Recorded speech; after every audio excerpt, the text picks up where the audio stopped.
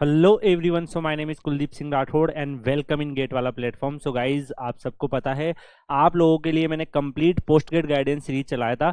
और आप में से कई बच्चे ऐसे होंगे जो अभी अपने ऑप्शंस को सिक्योर कर चुके होंगे, उनको समझ आ गया होगा कि मुझे कौन से ऑफर को एक्सेप्ट करना है। और कई बच्चे ऐसे होंगे जो अभी भी एडिशनल राउंड की तरफ जा रहे होंगे और उनको लग रहा होगा कि सर मुझे कौन सा ऑप्शन चूज करना है। दोनों ही केसेस में मैं आपको गाइडेंस प्रोवाइड कर रहा हूँ। अब जो बच्चे ऑलरेडी आईआईटीज में ऑफर एक्सेप्ट कर चुके हैं उनको अब क्या करना चाहिए, उनका क्या प्रोसेस होगा, वो इस वीडियो में मैं आपको कंप्लीट बताने वाला हूं। और उसके गाइज मैं आपको कुछ ऐसी चीजें बताने वाला हूं जो मैक्सिमम स्टूडेंट गलती करते हैं और उसकी वजह से आईआईटी में जाके मास्टर्स ज्वाइन करने के बाद भी उनका कैरियर जो है अच्छी तरीके से बिल्ड नहीं होता है। तो वो क्या गलतियां हैं वो भी हम डिस्कस करेंगे। तो गाइज सबसे पहले अगर मैं आपसे बात करूं तो अभी आप सबको पता है कि एडिशनल राउंड में आ चुका है आईआईटी का जो प्रोसीजर चल रहा है। 6 राउंड तक कोप के हम पहुंच चुके हैं और अभी भी बहुत सारे राउंड बाकी है। अभी जिन बच्चों के पास ऑप्शन नहीं आए हैं उनको होपलेस नहीं होना है, धीरे धीरे आपके पास और ऑप्शंस आएंगे। लेकिन अगर मैं बात करूंगा इस तो जो बच्चे already first round, second round, third round, fourth round, fifth round या 6 राउंड में ऑफर एक्सेप्ट कर चुके हैं, फ्रीज कर चुके हैं, अब उनको क्या करना चाहिए। तो गाइज आप लोगों के लिए कुछ इंपॉर्टेंट इंस्ट्रक्शंस है। सबसे पहले जो भी बच्चे हैं वो कोप पोर्टल पे अगर आपने अपने ऑफर को जो है वो एक्सेप्ट कर लिया, फ्रीज कर लिया है, तो वहां पे आपका वो ऑफर जो है वो एक्सेप्ट एंड फ्रीज शो हो जाएगा। उसके बाद सेकंड स्टेप आपको क्या करना है, आपका जो भी ऑफर आपने सेलेक्ट किया है, जो ज्वाइन करना चाहते हो, आप एडमिशन करना चाहते हो, एक्सेप्ट एंड फ्रीज करने के बाद आपको क्या करना है कि इंडिविजुअल जो भी आपका वहां पे ऑर्गेनाइजेशन का जो वेबसाइट्स होगा, जैसे मान लो अगर आप आईआईटी दिल्ली का ऑफर एक्सेप्ट करते हो तो आपको आईआईटी दिल्ली की जो ऑफिशियल वेबसाइट पे जाना पड़ेगा और जिस डिपार्टमेंट में आपने अप्लाई किया था उनके ऑफिशियल डिपार्टमेंट पे जाना पड़ेगा। तो वहां पे आपको पोर्टल मिल जाएगा न्यू एडमिशन के नाम से। और ये आपको ऐसा नहीं है कि हर एक आईआईटी में सेम मिलता है। कई आईआईटीज क्या करते हैं कि जैसे ही आपने ऑफर एक्सेप्ट किया होगा उसके 1-2 दिन बाद आपके पास एक ऑफर लेटर या फिर आपके पास एक पूरा का पूरा जो है ईमेल आईडी पे पूरी डिटेल आती है कि कहाँ आपको फीस सबमिट करनी है, कितनी फीस सबमिट करनी है, कौन सी वेबसाइट पे आपको विजिट करना है। तो सारी इंफॉर्मेशन उसमें होती है। लेकिन कई बार वो कई आईआईटी ऐसा नहीं करते हैं, वो आपको इंडिविजुअल वेबसाइट पे विजिट करने के लिए बोलते हैं। आप उनकी वेबसाइट पे विजिट करोगे, वहां पे सारा प्रोसेस मिलेगा। न्यू एडमिशन के लिए जो भी फीस वगैरह सबमिट होगी वो सारी वहां पे डिटेल लिखी होती है। उसके बाद गाइज आप क्या करेंगे, जो भी आपका जो एमटेक एडमिशन का जो वहां पे डिटेल्स है वो सारे डाल देंगे। अगर आपने ये सारा कर दिया उसके बाद आप क्या करोगे, जो भी आपकी फर्स्ट इंस्टॉलमेंट है, आपकी जो इंस्टीट्यूशनल फीस है उसको फर्स्ट इंस्टॉलमेंट को आप जमा करा देंगे। तो उसकी एक लास्ट डेट होगी अगर आपने ऑफर एक्सेप्ट किया होगा। तो ऐसा नहीं है कि जब कोप के सारे राउंड खत्म हो जाएंगे उसके बाद वो फीस जमा होगी। फीस आपकी इमीडिएटली अभी के अभी जमा हो जाएगी। आप लोगों के मेल जो है उसको इवन स्पैम को भी चेक करते रहना है, क्या पता मेल आए और आपने आपने देखा ही ना और फीस सबमिट नहीं कर पाए, उस वजह से आपका एडमिशन कैंसिल हो जाए।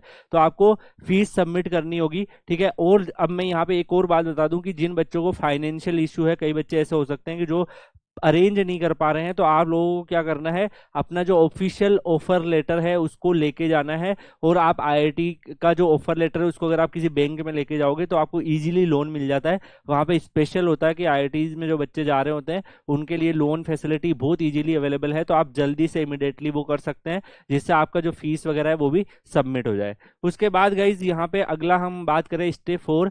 तो आपको जितने भी आपके डॉक्यूमेंट्स हैं उनको पहले से ही रख लेना है। देखो अभी डॉक्यूमेंट वेरिफिकेशन जब आप आईआईटी में रिपोर्ट करोगे तब होने वाला है। लेकिन कई सारे बच्चों का ऐसा होता है कि कुछ ना कुछ डॉक्यूमेंट की कमी रहती है, जैसे कास्ट सर्टिफिकेट अगर उनके पास नहीं है या फिर मान लो उनके पास और कोई सर्टिफिकेट जो उनको लगाना है वो अवेलेबल नहीं है, तो आप जल्दी से जल्दी उन सर्टिफिकेट्स को बनवा लेंगे। आप मेजरली अगर मैं डॉक्यूमेंट की बात करूं तो जो भी आपका डीओबी सर्टिफिकेट, इसमें 10-12 की मार्कशीट वर्क कर जाती है। एजुकेशनल डिग्री सर्टिफिकेट, मार्कशीट्स आपके सारे जो 8 सेमेस्टर तक की जो मार्कशीट है ग्रेजुएशन की वो सारी, और फाइनल जो कंसोलिडेटेड मार्कशीट आती है वो सारी आपकी इकट्ठी होनी चाहिए। उसके बाद आपका लेटेस्ट फोटोग्राफ होना चाहिए। उसके बाद आपका जो नेशनल एग्जामिनेशन का जो स्कोर कार्ड है, गेट आपने जो दिया है वो स्कोर कार्ड का आपके पास प्रिंट आउट होना चाहिए, कलर्ड प्रिंट आउट।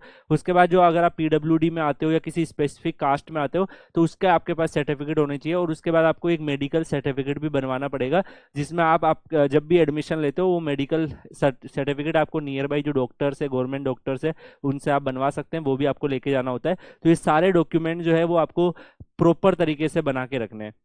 उसके बाद गाइज मैं अगर आपको यहाँ पे और भी इंपॉर्टेंट अपडेट बता दूं, कई बच्चों को लगता है कि सर स्टाइपेंड कब मिलेगा। तो अभी आप जुलाई में जब एडमिशन लेंगे तो उसके बाद आपका स्पेसिफिकली एमएचआरडी की जो वेबसाइट है उस पर आपका रजिस्ट्रेशन होता है। उसके बाद रजिस्ट्रेशन करने के लगभग 2-3 महीने बाद आपका स्टाइपेंड आना शुरू होता है। अगर आपने देखा है तो जो स्टाइपेंड है वो आपका ऑलमोस्ट, मैं अपने एक्सपीरियंस से बता रहा हूँ, जुलाई में अगर आपका सीजन शुरू होता है तो आपका जो एडमिशन प्रोसेस वगैरह सब कंप्लीट होने के बाद आपका स्टाइपेंड ऑलमोस्ट सितंबर लास्ट वीक या अक्टूबर के फर्स्ट वीक में आना स्टार्ट होता है। उसके बाद वो एक साथ आ जाता है सारा स्टाइपेंड, जो भी 2-3 महीने का पेंडिंग होता है, और फिर मंथली बेसिस पे आपका जो 12,400 का स्टाइपेंड है वो आपको मिलता रहता है। अब ये गाइज यहाँ पे एक सबसे बड़ा कंसर्न ये है कि बच्चे जो है ना वो फ्रीज करने के बाद बहुत बड़ी गलतियां करते हैं। वो क्या करेंगे कि खुश हो जाएंगे और अपनी जो पूरी प्रिपरेशन है उसको साइड में रख देंगे। अभी आप आईआईटी में सिलेक्ट हुए हो, अभी आपको प्लेसमेंट नहीं हुआ है, अभी आपका कैरियर जो है वो सेटल्ड नहीं हुआ है, ठीक है, तो आपको इतनी ज्यादा खुशियां नहीं मनानी है। एक दिन आपने सेलिब्रेट कर लिया, लेकिन बाद में वापस आपको ट्रैक पर आना पड़ेगा और यहाँ पे आपको चूज करना पड़ेगा कि आप आईआईटीज में जाके मास्टर्स पे ज्यादा ध्यान देना चाहते हो या आईआईटीज के साथ प्लेसमेंट पे ज्यादा ध्यान देना चाहते हो। दोनों ही केस होते हैं, आप कंपटीशन एग्जाम की प्रिपरेशन भी कर सकते हो, प्लेसमेंट पे भी ध्यान दे सकते हो। तो अगर आपका एम है कि मुझे आईआईटी से अच्छा प्लेसमेंट उठाना है, तो आप अभी जो आपके पास टाइम अवेलेबल है, ये जून का मंथ, जुलाई का मंथ जो है, जब तक आपका कॉलेज शुरू नहीं होता, आपको अपने बेसिक स्किल्स पे कम काम करना है, अपनी पर्सनैलिटी को डेवलप करो। जो अगर आप मान लो नॉन कोर में प्लेसमेंट लेना चाहते हो तो अपनी कोडिंग वगैरह को इंप्रूव करो, अपने उन स्किल्स को इंप्रूव करो जो आपको एक्स्ट्रा एज दे जब आपका सीजन शुरू हो। अगर आप कंपटीशन एग्जाम की प्रिपरेशन करने जाते हो तो मैं बता रहा हूँ आईआईटीज का जो फर्स्ट सेमेस्टर होता है उसमें काफी कम लोड रहता है, तो आप अगले साल का जो गेट है उसको टारगेट कर सकते हो। वैसे भी आपने पढ़ा हुआ है, बस आपको ब्रशअप करना है और फॉर्मुलेज वगैरह जो है उनको देखना है, क्वेश्चन प्रैक्टिस करना है, टेस्ट सीरीज देना है, तो वो आपका इजीली हो जाएगा। ठीक है, तो आप वो भी कर सकते हो। और मैं बता रहा हूँ मैंने भी ये सेम चीज करी थी, मेरी फर्स्ट अटेम्प्ट में 478 थी, मैंने आईआईटी दिल्ली ज्वाइन किया और उसके बाद मैं वापस फर्स्ट सेमेस्टर में अच्छे से तैयारी कर लिया था, क्योंकि जुलाई तक भी मैंने अपनी प्रिपरेशन को कंटिन्यू रखा था। और जब एक बार आईआईटी का करिकुलम जो है वो स्टार्ट हुआ उसके बाद भी मैंने अपनी प्रिपरेशन जो है वो कंटिन्यू रखी थी। तो आप भी कुछ वैसे ही कर सकते हो। मेरी भी 29 रैंक आ गई थी, आप भी इंप्रूव कर सकते हो अपनी जो भी रैंक है। इसके अलावा जो भी एग्जाम आ रहे हैं, जैसे इसरो आ रहा है, बीआरसी, जितने भी एग्जाम अगर आपके पास पॉसिबल है उनके फॉर्म जरूर भरते रहना है। अगर आप डायरेक्टली उसमें सेलेक्ट हो जाते हो तो वो ज़्यादा बेटर ऑप्शन रहेगा आपके पास, तो वो फॉर्म भी आपको भरते रहना है। ज़्यादा खुशियाँ नहीं मनानी, आपका एडमिशन हो गया है लेकिन आपको लगे रहना है। तो ये गलती नहीं करनी है। मैक्सिमम बच्चे खुशियों में ही रह जाते हैं और अचानक से आईआईटी का करिकुलम स्टार्ट होता है और फिर वो उसी में घुस जाते हैं और वो दोनों साइड के नहीं रहते हैं। तो अपने टाइम को जरूर यूज करें, 5 से 6 घंटे जो है वो अपने आप को दे, अपनी प्रिपरेशन को दे, बाकी टाइम आप इंजॉय भी कर सकते हैं। तो गाइज इन सारी चीज़ों को ध्यान रखना है, ठीक है। ये गलतियां जो बाकी लोग करते हैं आपको नहीं करनी है।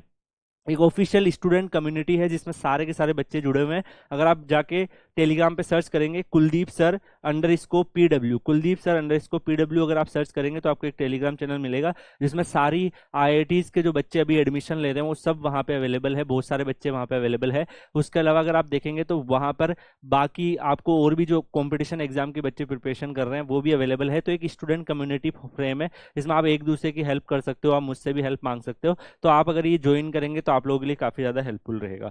तो गाइज इसी के साथ इस सेशन को मैं यहीं एंड करता हूँ। आगे भी मैं आपके लिए बहुत सारे इन्फॉर्मेटिव सेशन लेके आता रहूंगा। तब तक के लिए goodbye, thank you so much, take care, see you.